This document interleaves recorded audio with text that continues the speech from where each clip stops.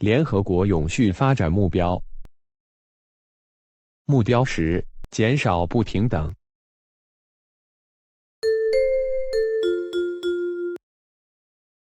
减少国家内部和国家之间的不平等。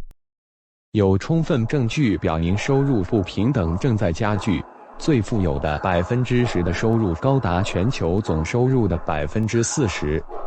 最贫穷的10%的收入仅占全球总收入的2%至7%。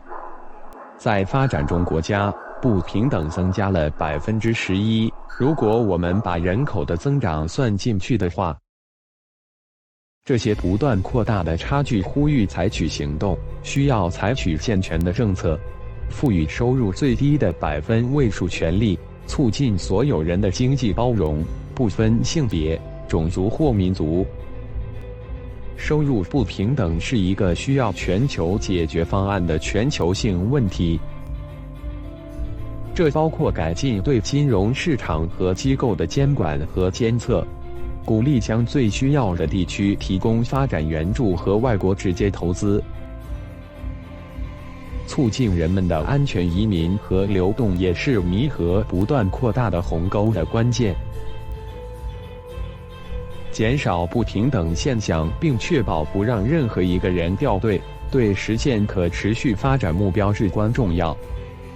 国家内部和国家之间的不平等现象一直令人忧虑。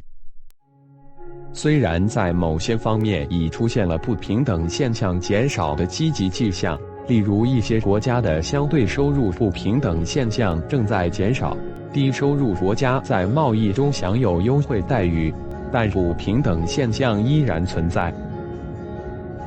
2019冠状病毒病加剧了当前的不平等现象，给最贫困和最脆弱的社区造成了最沉重的打击。疫情揭露了经济不平等现象和脆弱的社会安全网，弱势社区因此在此次危机中首当其冲。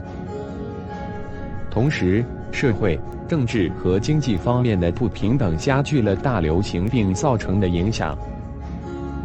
在经济方面，2019冠状病毒病大流行导致全球失业率显著增加，劳动者收入大幅降低。由于2019冠状病毒病，几十年以来我们在性别平等和妇女权利方面取得的有限进展，可能将被扭转。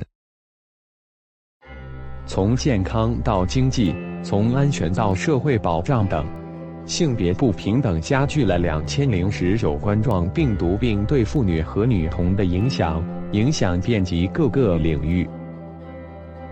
在卫生系统比较薄弱以及存在人道主义危机的国家，弱势群体面临的不平等现象也在加剧。